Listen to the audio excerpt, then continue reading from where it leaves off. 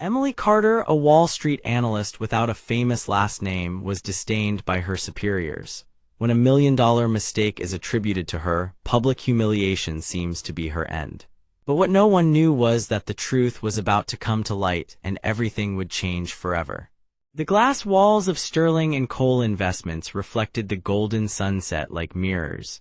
On the 37th floor, the atmosphere was different, cold, tense, impersonal. The glow of Bloomberg monitors, the charts flashing red and green, and the buzz of traders formed the setting where Emily Carter, 27, fought to prove her worth daily. Emily did not have a last name that opened doors on Wall Street. The daughter of a nurse from Ohio, she grew up believing that hard work would be enough. Her mother, Diana, always repeated while sewing the worn-out uniforms, "When you truly have talent, the world will eventually notice." Graduating with honors from Princeton, Emily carried on her shoulders not only her dream but also the promise made to her mother on her deathbed 2 years earlier. "I'll get there, Mom. I will make you proud and show that people like us can succeed too." Her apartment in Brooklyn was small but cozy, a refuge from the concrete jungle. The bills always piled on the kitchen table were a constant reminder of the student loans she would still be paying off for years. On the wall, a simple frame with a picture of her mother and the honor medal from the hospital where she worked for 20 years. In the office, while colleagues like Bradford Winchester III flaunted $5,000 Armani suits, Emily wore the same black outlet blazer, bought on sale 3 years ago. She lunched on homemade sandwiches while others ordered $50 sushi. Yet she had earned quiet respect for the precision in her analyses. Richard Hall, the 60-year-old CEO with perfectly groomed graying hair and steely eyes, ran the firm like an emperor. Widowed for a decade, he devoted himself exclusively to the financial empire he had built. His office was decorated with photos of meetings with presidents and prime ministers, constant reminders of his power. At his right hand was Mark Daniels, the 42-year-old chief operating officer, a predator who collected others' failures like trophies. A Harvard graduate with an MBA from Stanford, Daniels had grown up in Richard's shadow, learning that on Wall Street there is no second place, only winners and financial casualties. His recent divorce had made him even more ruthless, as if needing to compensate for personal failure with increasingly aggressive professional successes. That Tuesday, the glass empire would tremble. Emily arrived early, as always. By 6:30 a.m., she was already reviewing numbers at her cubicle when she received the message to attend the meeting room at 9 a.m. No explanations, no prior agenda. Strange, she thought, checking if she had forgotten any presentation. The unease accompanied her during breakfast, an apple and a yogurt eaten absent-mindedly while she analyzed the Asian markets that had closed overnight. At 8:55, she adjusted the fake pearl necklace, a graduation gift from her mother, and walked down the navy blue carpeted corridor leading to the boardroom. The meeting room looked like a courtroom. 12 men in Hermes ties were lined up around the oak table like executioners. Richard was leafing through a report with coldness. Mark was waiting with that shark smile that Emily had learned to fear. "Gentlemen," said Richard, raising the sheets as if they were criminal evidence, "we have a catastrophe, a grave error in the risk projection of the Asian fund, an error that cost our investors $17 million. Emily felt her blood run cold. She recognized every page, every chart. It was her work. Her eyes scanned the room, finding only the stone faces of men who had already decided her fate. "Carter," Richard's voice echoed like a gavel, "can you explain this? Incompetence?" "Mr. Hall, I can explain." Emily stood up, hands trembling slightly. "If you look at the spreadsheet on page 15, you will see that there was a last-minute change in the Hong Kong contracts. A change that didn't come from my department and that—" "Apologies," Mark interrupted with disdain. "Always excuses. On Wall Street, Carter, results speak louder than justifications." "But Mr. Daniels, the original numbers were correct. Someone changed the parameters after my final analysis. If you check the system logs—" "Enough." Richard slammed the folder on the table. "No more theatrics. You made a $17 million mistake. Anywhere civilized, this is called gross negligence." Emily tried again, showing printed spreadsheets, pointing out inconsistencies, explaining about altered timestamps. But the room didn't want truths, it wanted a sacrifice. "I said enough." Richard closed the folder. "Emily Carter, you're fired, effective immediately. Security will escort you to the exit." That's when hell broke loose.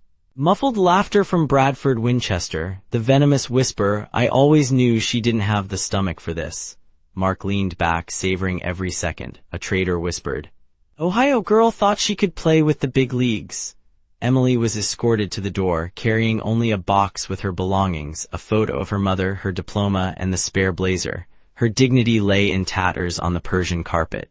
In the hallway, between hesitant steps that echoed like funeral bells, Emily held back the tears with supernatural strength.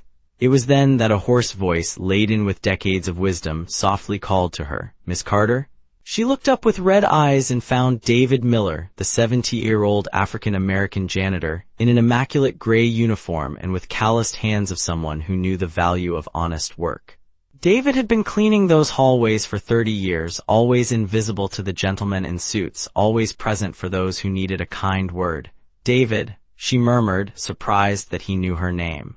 "Miss, in all these years here, I've seen a lot of things. I've seen good people being crushed and bad people rising." His dark eyes shone with genuine compassion. "But I've also seen justice find its way. It always does."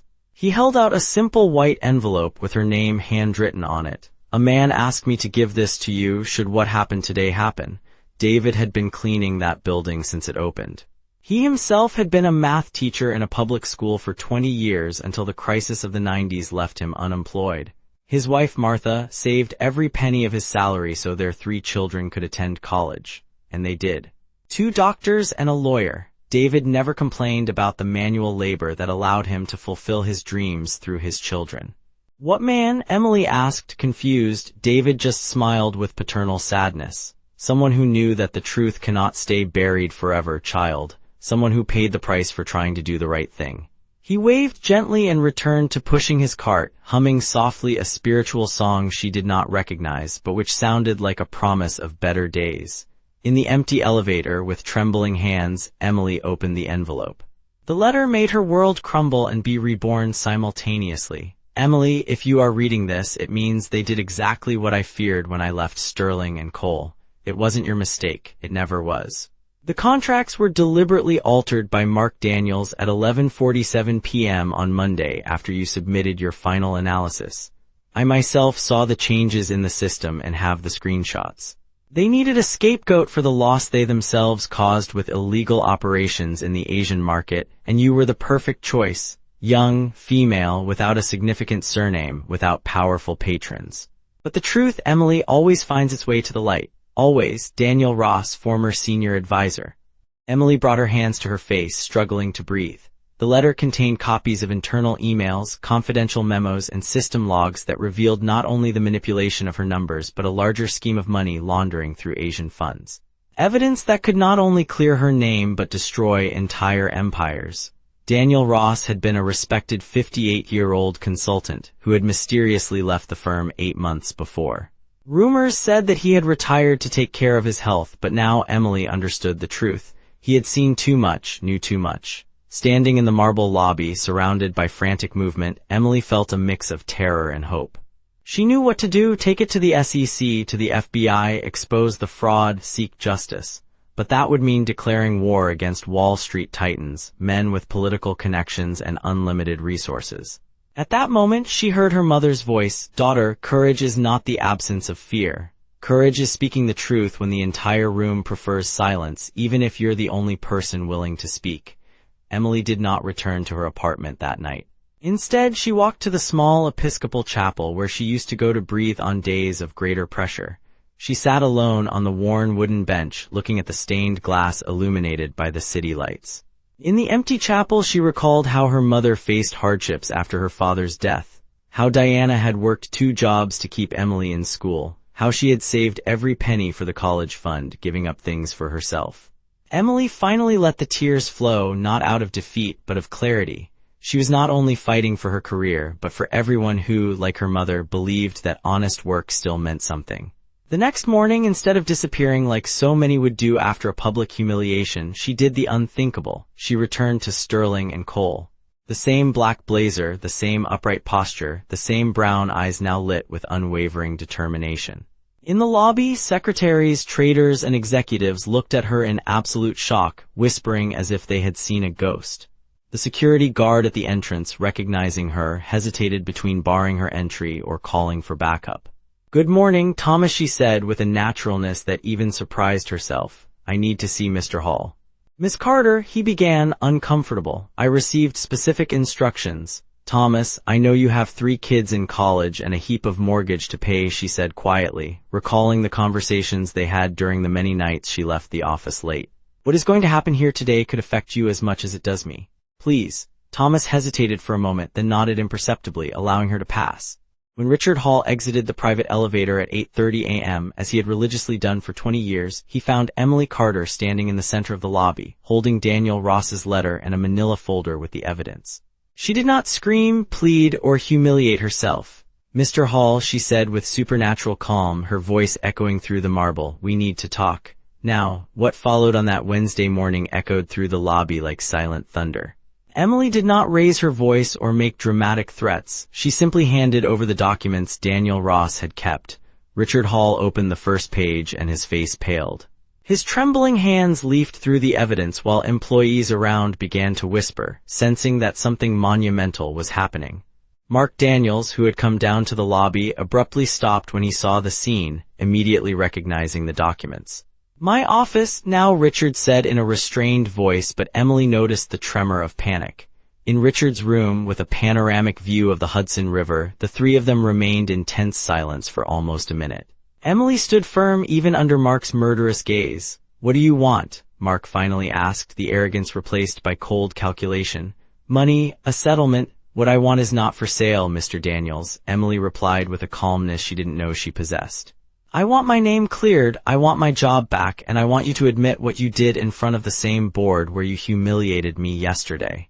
Richard rubbed his face, suddenly looking 20 years older. For a moment, Richard was no longer the emperor of Wall Street, but just a tired man, surrounded by secrets that threatened to engulf him.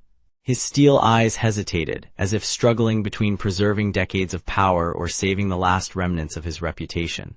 Emily noticed the crack in the armor, the genuine fear of a man who had always believed he controlled all the pieces on the board. "You don't understand what's at stake here, girl," he said, his voice lower now. "This goes beyond you or Mark. There are powerful people involved."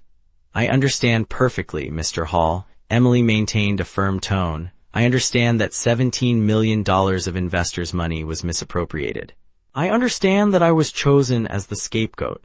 And I understand that I have all the necessary evidence to bring this to the SEC and the FBI." The silence that followed was as dense as the rarefied air on the 37th floor. Mark tried to intervene, offering a rushed settlement, but Emily did not give in.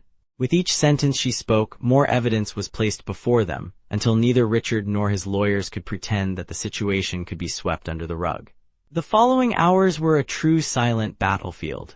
Lawyers came and went, directors slammed doors, and even the most skeptical realized there was no way to suppress the evidence. What started as a murmur in the corridors turned into palpable tension, and every minute increased the pressure on Hall and Daniels. Emily, sitting before men who once despised her, remained steadfast, supported by the certainty that the truth could no longer be buried. 6 hours later, after tense meetings with lawyers and the board, Emily emerged from Richard's office with a signed agreement. She would be reinstated with a promotion, her accusations would be publicly retracted, and Mark Daniels would be leaving the company to pursue new challenges. The official statement was only drafted in the late afternoon, after back and forths between the board and the legal department.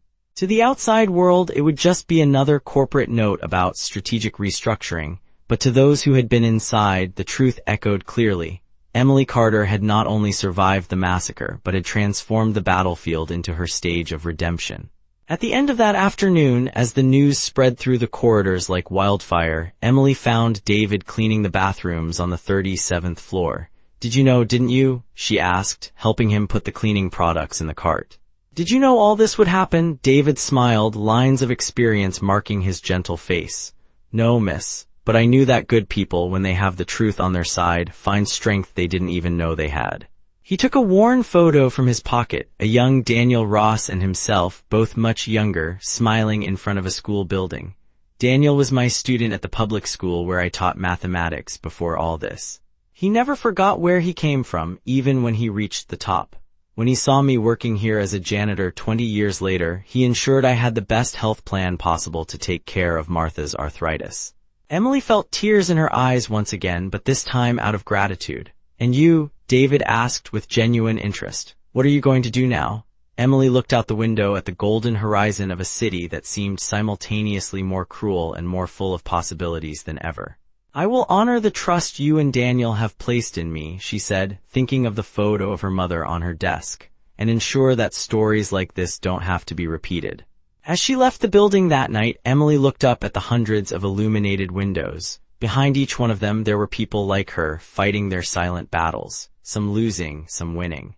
But perhaps, just perhaps, she had helped tip the scales a little toward the side of truth.